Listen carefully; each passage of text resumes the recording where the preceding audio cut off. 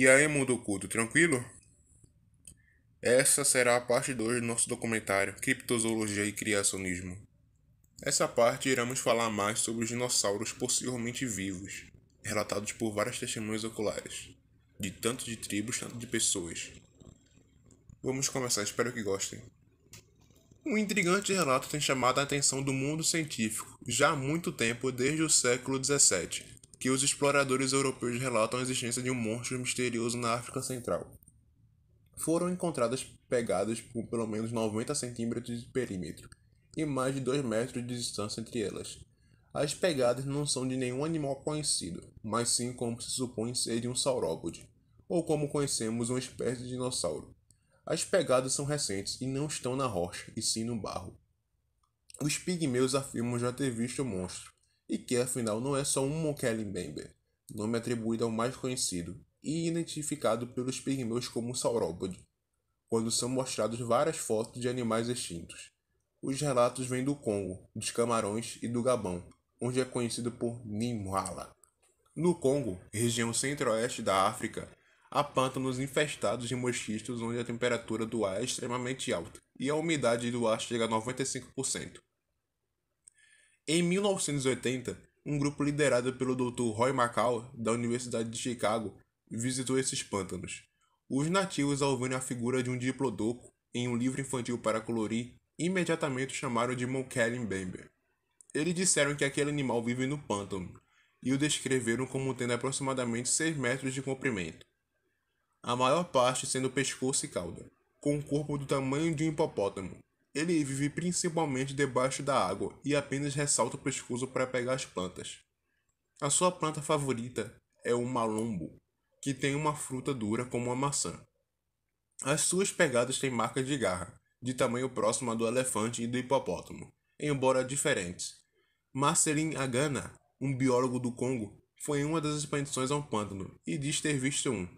Infelizmente, a umidade elevada do ambiente dificulta extremamente a fotografia. Assim, ainda não há fotos.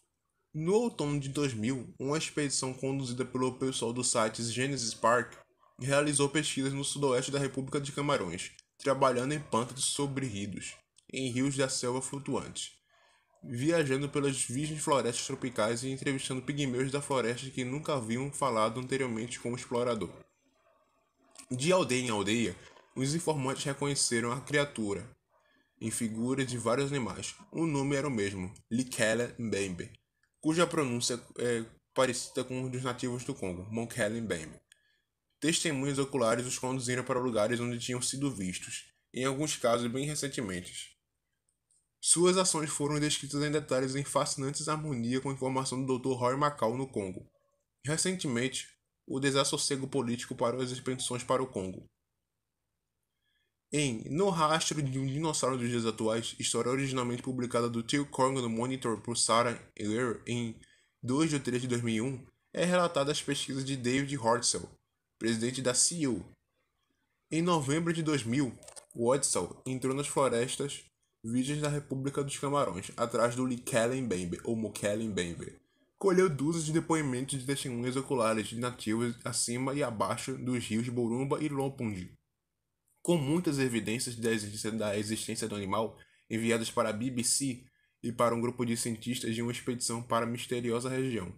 Hortzell manteve sua viagem segreda até o fim de fevereiro de 2001, quando a equipe da BBC foi para Camarões, porque este é verdadeiramente um mundo perdido, diz Hortzell. Estes nativos nunca foram incitados por repórteres ou foram oferecidos promessas de fama e dinheiro. Na realidade, foi dito que para Hortzell e seu companheiro William Gibbons que eles foram os primeiros brancos a entrar na floresta e nos pântanos ao longo dos rios Bonza e Lopondi. Hortzell e Gibbons, com as suas próprias finanças, voaram à República de Camarões, ultrapassaram a fronteira até um povo chamado Huerle, onde guias pigmeus foram então contratados para conduzi-los. Dormindo em barracas e cabanas, Hortzell e Gibbons andaram por pântanos fundos até a cintura e por dentro da vegetação para chegar ao rio. Eles comeram bananas, lutaram contra toda sorte de estranhos insetos sem beber água local, conheceram os Baka, nativos familiarizados intimamente com aquele ambiente, e totalmente fascinados com o homem branco. Era como se uma nave alienígena tivesse pousado, disse Orson. O que não pegou de surpresa os aldeãos foi o esboço de dinossauro que Orson havia levado. Para testar sua credibilidade, Orson lhe mostrou primeiros esboços de animais conhecidos naquela região, como crocodilos e hipopótamos. Depois lhe mostrou o esboço de animais como que eles não estavam familiarizados, como os ursos pardos. Finalmente ele mostrou um esboço do longo herbívoro pré-histórico descrito anteriormente pelos outros nativos como Licalenbembe. Os aldeãos passaram em todos os testes, identificando as criaturas familiares, deixando passar os animais estrangeiros e pronunciando Licalenbembe ao verem um desenho de um brontossauro. Era aproximadamente tão grande quanto um elefante. Eles disseram com uma cobra, como cabeça e um rabo longo e poderoso. Os nativos temiam-no por causa da sua ferocidade para com as outras criaturas, e contaram a história do animal, destruindo canoas à procura de comida. Não havia dúvidas em suas mentes sobre a existência dessa criatura. Disse constantemente da aldeia em aldeia, eles escolhiam o Licalenbembe, chamando e descrevendo do mesmo modo. Outro animal existente na República do Congo é chamado de Mibelum mibelum mibelum, que quer dizer um animal com placas dorsais. Tem chamado a atenção de vários exploradores e aventureiros, pois ainda que não se saiba bem que animal é este e que permeia a mente dos tribos existentes na região. Sua aparência é bem semelhante ao do estegossauro, como afirmam os nativos. Este animal tem um conjunto de placas nas costas, grandes e sólidas. O Emelantouka é uma lenda que também é divulgada entre vários nativos do Congo. O termo significa elefante aquático. Muitos acreditam, de acordo com as descrições, que esse animal possa ser algum tipo de centrossauro, ou ceratopsídeo, ou talvez um tipo de rinoceronte semiaquático desconhecido. Um animal é maior que um elefante, possui uma cauda e um chifre na parte frontal da cabeça, e muitos afirmam que é um voraz inimigo dos elefantes da região, chegando a ferir e matar esses animais. A sua cor é semelhante à dos elefantes. As partes são fortes e pesadas, e entre vários tipos de som. Emite vários tipos de som. Diversas tribos americanas compartilham relatos da existência de pássaros trovão, embora cada um chame por um nome diferente. Os Lokotas os chamam de Hainkam, os Quati os chamam de Horak, os Noctas os chamam de Rickshaw, os índios de Miami os chamavam de Piaça, que significa devorador de homens, e assim por diante. Já em outras tribos americanas, descrevem como sendo um tipo de pássaro sem penas com asas de morcego. No leste da África Central, vive uma criatura voadora chamada congamato. Esse animal fascinante recebeu pela primeira vez atenção generalizada quando o explorador Frank Helen descreveu em seu livro em 1932, em What Home, o congamato. É descrito como uma criatura grande, avermelhada com asas de couro, desprovida de penas. Testemunhas oculares que são mostradas uma ilustração do pterodáctilo decidiu por unanimidade esta identificação do congamato. Segundo os nativos, o habitat principal da criatura é o pântano. Giundu, que é o noroeste da Zâmbia, o jornalista científico Maurice Britton escreveu no Illustrated London News em 1958 que tinha havido vários relatórios na África de uma criatura com características semelhantes à do pterodáctilo. Ele ressaltou que, ao longo da costa da África, o selacanto foi encontrado no Mar Profundo, que é contemporâneo do pterodáctilo. Tinha sido capturado pelo pescador. Dr. J. L. B. Smith, famoso por sua investigação sobre o fóssil vivo, o selacanto, escreveu em seu livro em 1956 World Forbes sobre dragões voadores que viveram perto do Monte Kilimanjaro, na Tanzânia. Um homem que tinha visto tal criatura em voo por perto à noite. Um conto muito credível. Foi descrito em 1956 pelo engenheiro J.P.F. Brown perto do lago Bernhill, na Zâmbia. É relatado em 2 de abril de 1956, Brown estava dirigindo de volta para Sherhouse de uma visita a Kasenga, no Zaire. Ele parou em um local chamado de Forte Rosebery, apenas a oeste do lago Bangihuli, para obter a sua cantina do tronco. Era cerca de 6 horas da noite, quando viu duas criaturas voando devagar e silenciosamente e diretamente acima. Ele observou que eles pareciam pré-históricos, com a cauda longa e cabeça estreita.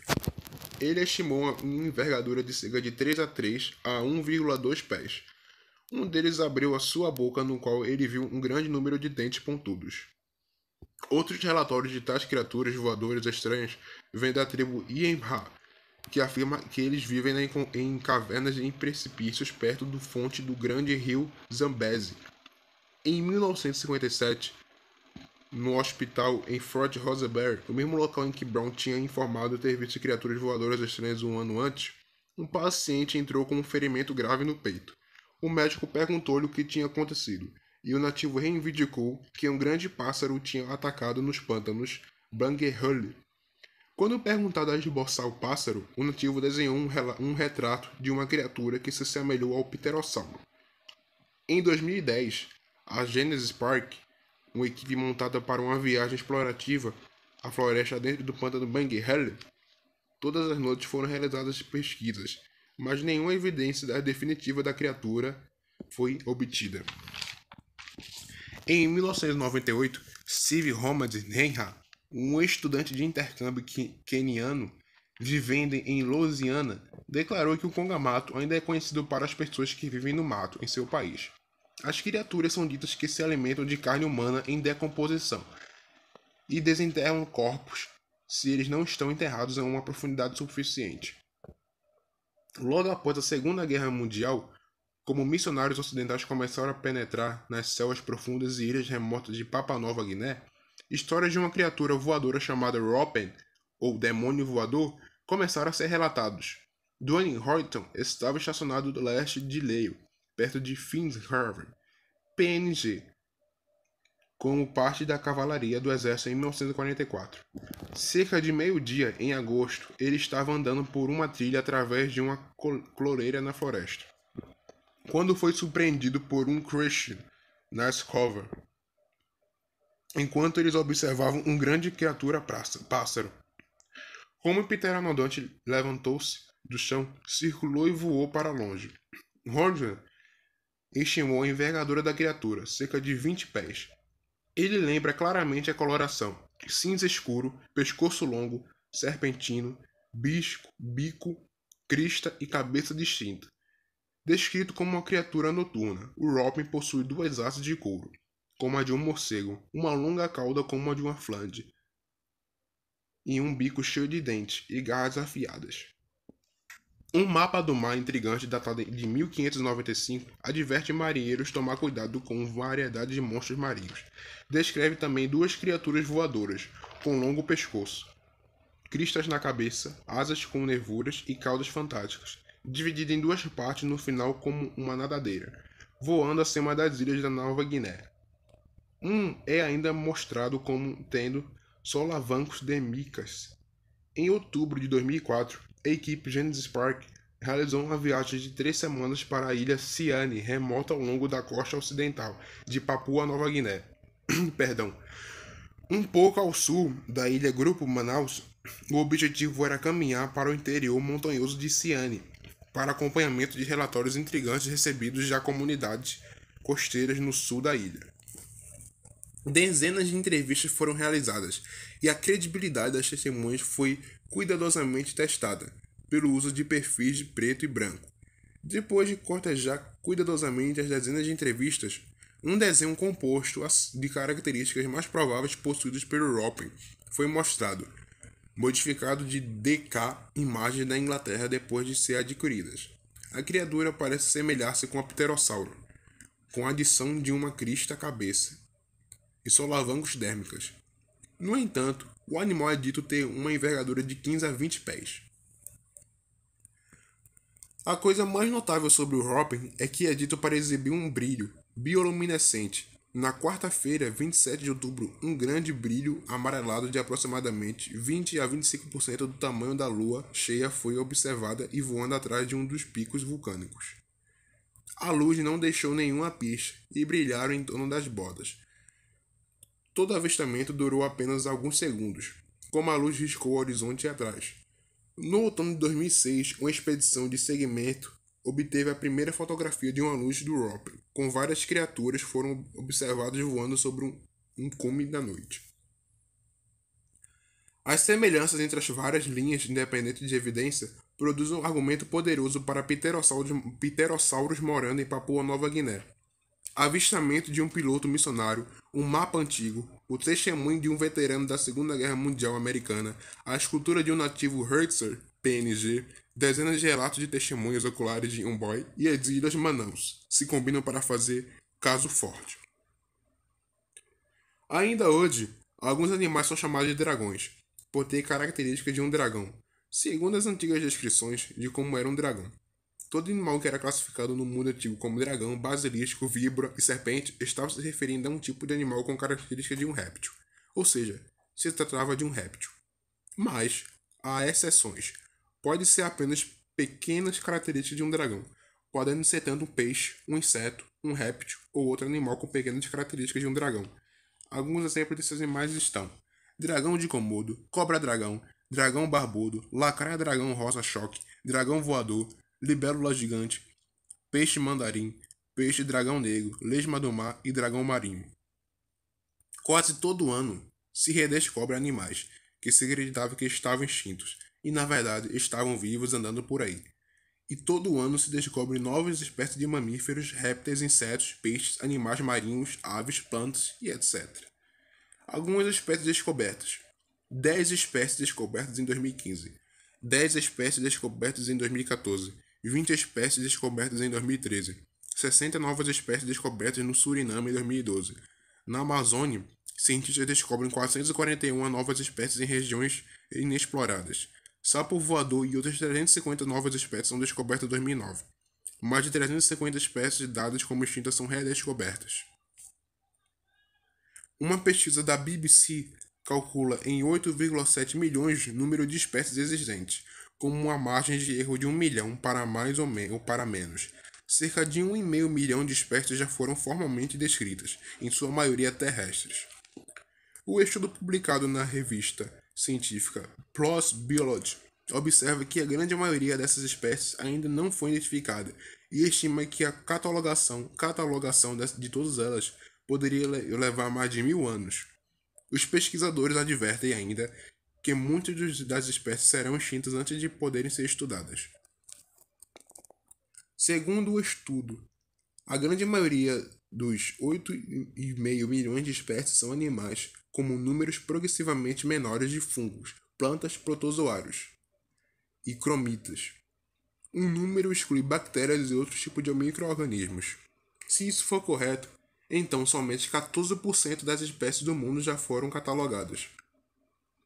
E somente 9% das espécies dos oceanos já foram catalogadas. O resto será principalmente de organismos menores, e uma grande proporção deles estará em lugares de difícil acesso ou onde é difícil de tomar amostras, como os oceanos profundos, afirma Tuttenson. Quando pensamos em espécies, temos a tendência de pensar em mamíferos ou em pássaros, que são bem conhecidos, mas se você vai a uma floresta tropical, é fácil encontrar novos insetos, e quando vai para o fundo do mar e colhe material, 90% do que você encontra são espécies desconhecidas, diz também Tuttenson. No atual ritmo de descobertas, a catalogação total seria concluída em mais de 1000 anos. Se a catalogação total só vai ser completada em mais de 1000 anos, como alguém pode afirmar que tipo de ser vivo está extinto, com centenas de espécies extintas sendo redescobertas? Não somente espécies extintas, mas também novas espécies sendo descobertas. Espécies que não se conheciam e que não eram do conhecimento da ciência. Espécies até que nem os cientistas imaginavam que existiam. Terminamos a parte 2, Mundo Oculto. Espero que gostem. Teremos a parte 3. E vamos em diante. Deixem seu like, se inscrevam no canal e fiquem com Deus.